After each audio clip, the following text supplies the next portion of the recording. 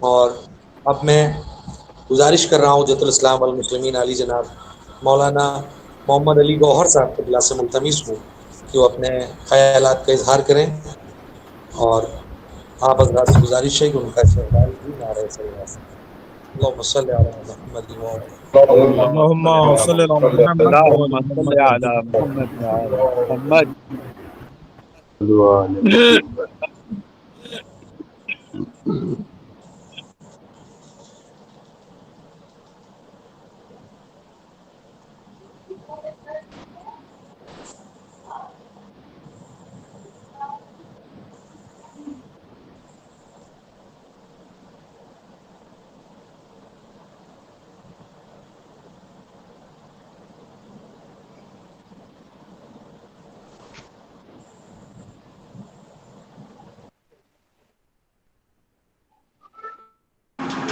انیس بھائی اگر جڑ نہیں پا رہے ہیں تو پھر کسی اور کا نام لے لیجیے۔ ہاں میں دیکھ رہا ہوں، نہیں تو پھر السلام علیکم، آواز آ رہی ہے؟ وعلیکم السلام، آ گیا قبلہ۔ جی وعلیکم السلام. لا حول ولا قوة الا بالله العلي العظيم. اعوذ بالله من الشيطان الرجيم. الحمد لله رب العالمين والصلاة والسلام على سيد الانبياء والمرسلين وعلى اهل بيته الطيبين الطاهرين المعصومين المظلومين. اما بعد، اولا صدر محترم اور تمام علماء اکرام معززین سب خدمت سلام عرض کرتا ہوں، اور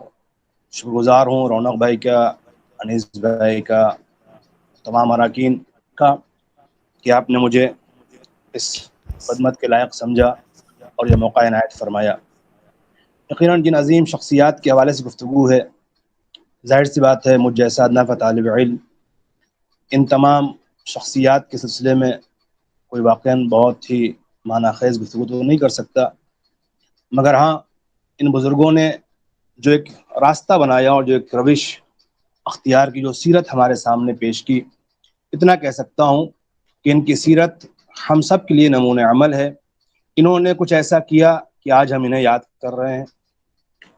ان کی خدمات کچھ ایسی تھیں کہ میں اپنے لفظوں میں کہوں کہ انسانیت کا وہ مظاہرہ تھا کہ جہاں زندگی فقط اپنے لیے نہیں گزاری گئی بلکہ دل میں درد تھا قوم و ملت کا، اور فکر تھی معاشرے اور سماج کی خدمت کی، اور فقط اپنی ذات تک اپنے آپ کو محدود نہ رکھ کر کے اپنی ذات کو خدمت قوم و دین کے لیے وقف کر دیا۔ مجھ سے رونق سبحان بھائی نے اللہ، کہا سبحان اللہ۔ کہ یقیناً یہ قابل ذکر ہیں اور ہمیں اس بات سے درس حاصل کرنا چاہیے، اگر ہم واقعی طور پر انسانی حیات گزارنا چاہتے ہیں تو فقط اپنی ذات سے اوپر اٹھ کر کے تھوڑا سوچیں اور قوم و ملت کی خدمت کے لیے اپنے آپ کو وقف کریں۔ انشاءاللہ خدا تذکرے کو ہم سب کے محفوظ رکھے گا۔ یقیناً ایک ذات کے حوالے سے بات کروں تو بہت زیادہ وقت ہو جائے گا۔ رونق بھائی نے مجھ سے کہا تھا ثنا عباس صاحب مرحوم کے حوالے سے گفتگو کرنے کے لیے۔ یقیناً میں حق سمجھتا ہوں اپنا اور اپنی ذمہ داری سمجھتا ہوں اس حوالے سے بھی کہ مرحوم ثنا عباس صاحب قبلہ نے تعلیم حاصل کرنے کے بعد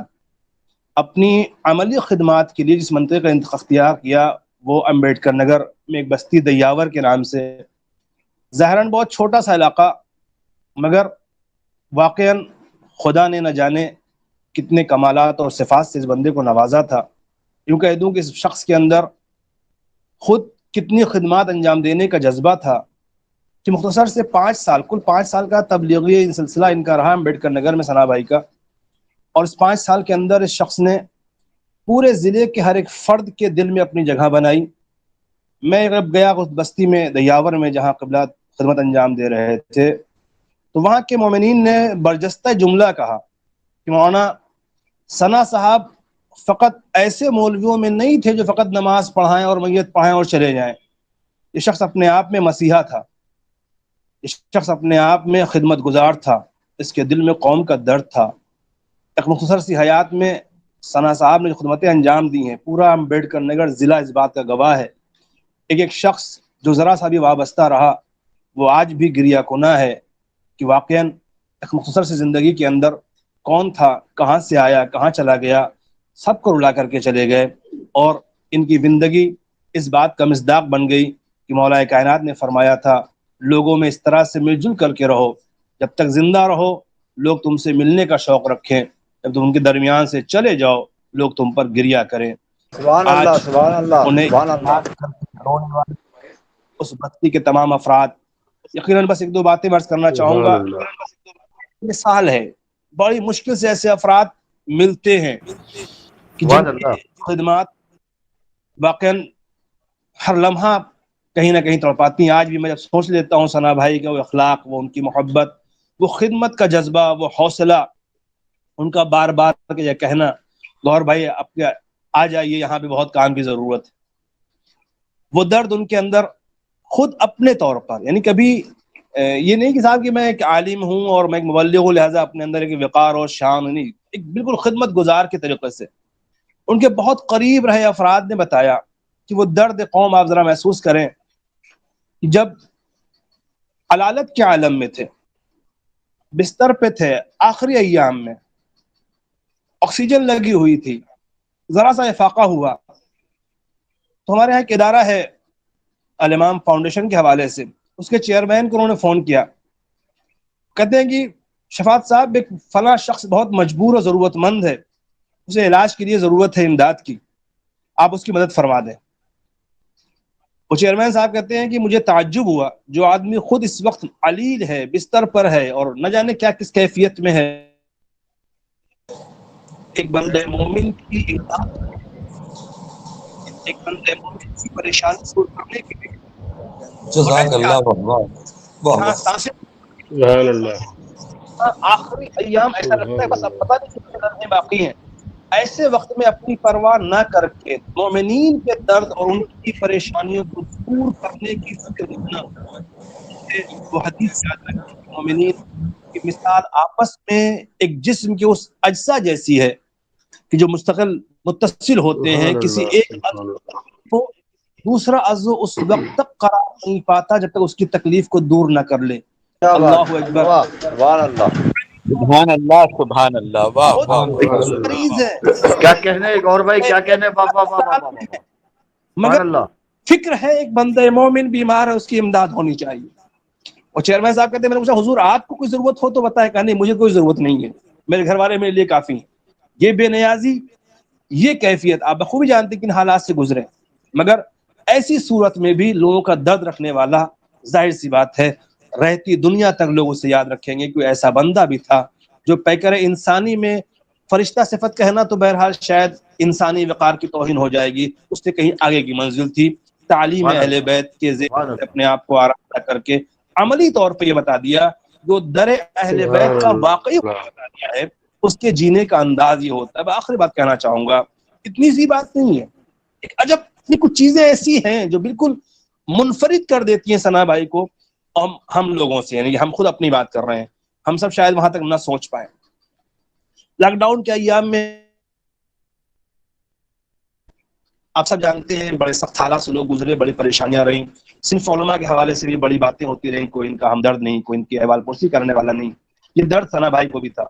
انہوں نے اسی چیئرمین صاحب سے، اس ٹرسٹ کے چیئرمین سے کہا کہ حضور سب کی امداد تو بہت ہو رہی ہے، بہت جہاں ہم نے غلے پہنچا دیے، راشن پہنچا دیے، سب کر دیے، کچھ علماء کرام ہیں جو بہرحال مستضعف ہیں، کمزور ہیں، ان کی امداد کی ضرورت ہے۔ بات ہو گئی، ٹھیک ہے صاحب امداد ہو جائے گی، آپ لسٹ دے دیجئے، انشاءاللہ جو ہے وہ کچھ کیا جاتا ہے۔ میں نے خود ان کے چیئرمین صاحب سے بات کی، کہنے لگے مولانا عجیب بات تھی، یہ بات آج بھی رلاتی ہے، انہوں کہتے ہیں مجھے حیرت ہوتی ہے۔ انہوں نے لسٹ بنوائی ان خطبہ ذاکرین علماء کی جو بہرحال ضرورت مند تھے، کہنے لگے جب میں نے لسٹ دیکھی تو لسٹ میں سب سے اوپر اس شخص کا نام تھا جس شخص سے نظریاتی اختلاف تھا مولانا ثنا عباس صاحب کا، جزاک جو انسان اللہ، سبحان اللہ، سبحان اللہ، واہ واہ واہ۔ کہنے لگے اب میں حیرت میں پڑ گیا کہ جس آدمی سے اختلافات ہیں، جس آدمی سے بہرحال نوع تصادم پایا جا رہا ہے، سب سے پہلے اسی کا نام ہے کہ پہلے اسے حق پہنچ جانا چاہیے، باقی افراد کی تو بات الگ ہے۔ عزیزان محترم، یہ وہ امتیازی صفت ہے۔ دیکھیں ایک فطری کہتے عام فطرت سے اٹھ کر کے جذبات کے خدمت کے، وہ میرا ذاتی دشمن ہے الگ مقام پر، مگر فی الحال محتاج ہے، ضرورت مند ہے، اس کی ضروریات اپنے ذاتی اختلافات کی بنیاد پہ نہ روکی جائیں. یقیناً یہ غلامی حیدر کرار کا اثر تھا جو ثنا بھائی نے اپنی مختصر زندگی میں اپنی بے شک بے شک بے شک. اور شاید یہی سب آج پورے ضلع کے شہر میں جہاں جہاں ثنا بھائی کو ایک مرتبہ بھی گئے ہیں وہاں کے مومنین نے مجالس گئے، سیمینارز ہوئے، جلسے وغیرہ ہوئے کہ میں حیرت میں تھا. میں خود رہ جاتا ہوں اس علاقے سے تعلق رکھتا ہوں، میں خود کئی جگہ میں نے شرکت کی ہے. گفتگو کہ آخر یہ 5 سال کے اندر کار جانے والے انسان نے اپنے آپ کو ہر ایک کے دل میں کیسے بسا لیا. نتیجہ مجھے ملا کہ وہ تعلیمات اہل بیت پر بیان کی حد تک محدود نہ رہ کر کے عملی زندگی میں جس نے اپنے آپ کو ڈالا، بے شک بے شک بے شک، اخلاقی اور عملی اثر تھا کہ ہر انسان نے اسے اپنی خیریت کہیں سے نظر نہیں آتی تھی، اپنائیت تھی. پر آج